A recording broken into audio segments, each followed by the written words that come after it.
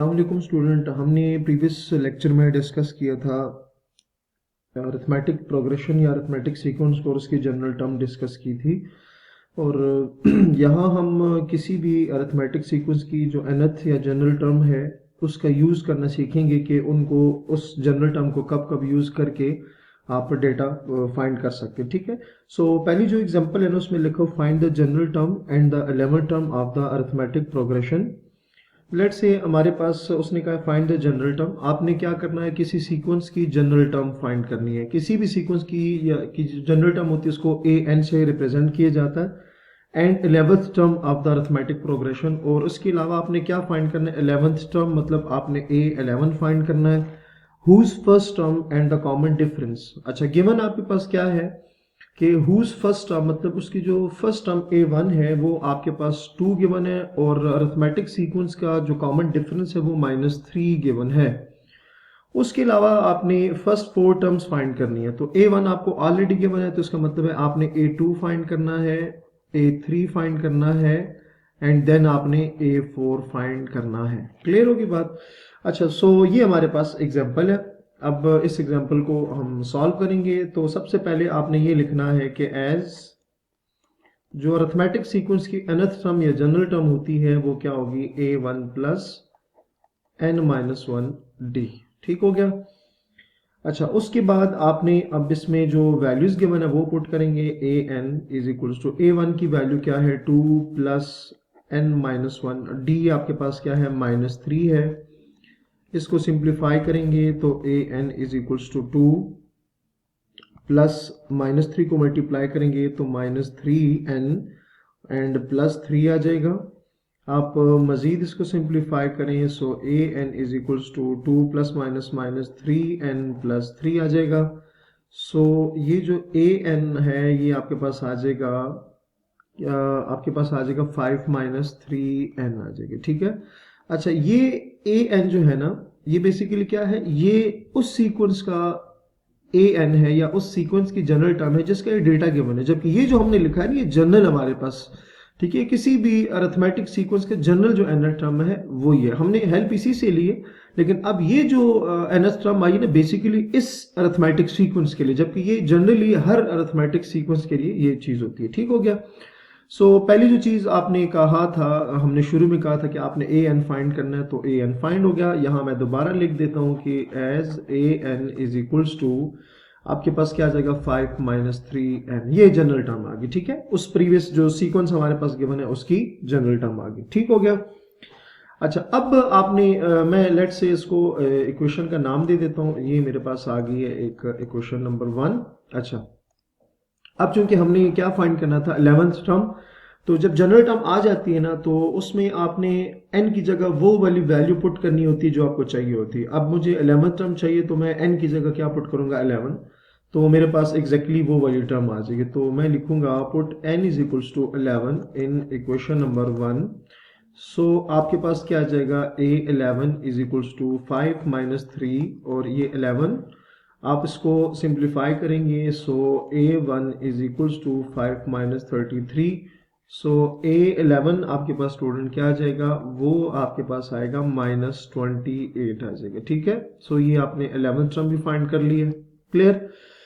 अच्छा, अब नेक्स्ट हमने फाइंड करना था 11 टर्म के बाद हमने फाइंड करना था A2 फाइंड करनी है, A3 फाइंड करनी है, A4। उसने कहा था फर्स्ट 4 टर्म्स होने चाहिए। तो फर्स्ट टर्म तो आपको गिवन है, A2 फाइंड करोगे, A3 फाइंड करोगे, A4 फाइंड करोगे। उसके लिए वही बात है कि जो nth टर्म होती है ना किसी भी सीक्वेंस की, वहां आपने n की जगह वो वैल्यू पुट करनी होती है जिस नंबर की टर्म आपको चाहिए होती है। ठीक है। सो अब मैं क्या करूंगा कि मुझे सेकंड टर्म चाहिए मतलब A2 चाहिए, तो मैं जो जनरल टर्म है वहां पर n की जगह 2 पुट कर दूंगा। So n is equals to 2 in equation number 1। तो आपके पास आ जाएगा A2 is equals to 5 - 3 n की जगह 2। इसको एक्सटेंड करेंगे तो A2 इज इक्वल्स टू 5 - 6, यहां से A2 आ जाएगा -1।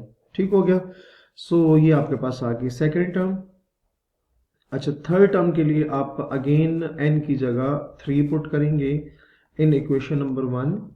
तो उसमें पुट करेंगे तो आ जाएगा A3 is equals to 5 - 3 n की जगह आपके पास क्या आ जाएगा 3 आ जाएगा।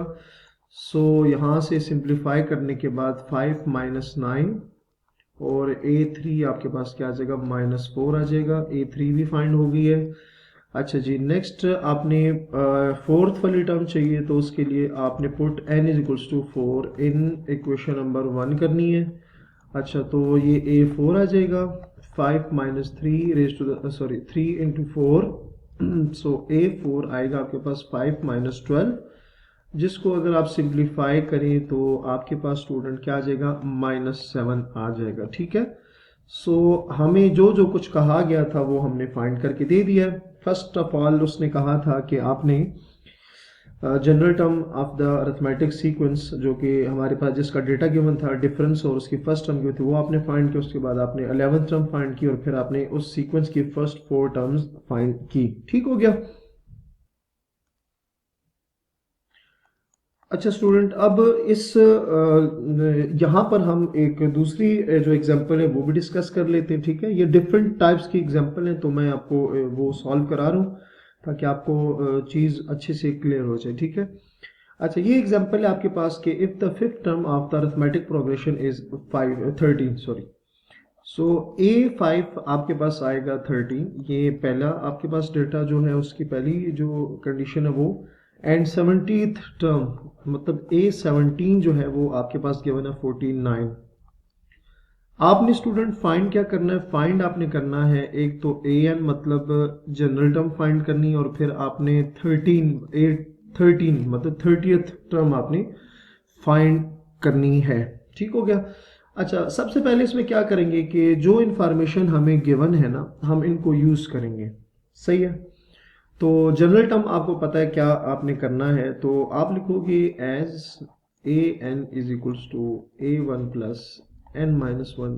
ये जनरल टर्म है। ठीक है, ठीक है, और हमने बेसिकली जनरल टर्म इस सीक्वेंस की फाइंड कर, जबकि ओवरऑल जनरल टर्म। अच्छा, अब इसमें आपको A5 गिवन है और A17 गिवन है। आप इसको इक्वेशन नंबर 1 का नाम दे दें। आप इसमें करेंगे पुट जो आपको गिवन है उसका आपने n5 पुट करोगे इक्वेशन नंबर 1 में, तो ये n की जगह 5 आ जाएगा, A1 आ जाएगा प्लस, अब n की जगह चूंकि आप 5 पुट करें तो 5 माइनस 1 D आ जाएगा। यहां से आपके पास आएगा A5 is equals to A1 plus 4D आएगा। अच्छा, अब A5 की वैल्यू आपको ऑलरेडी स्टूडेंट्स पता है जो कि 13 है, सो A1 प्लस 4D आ जाएगा।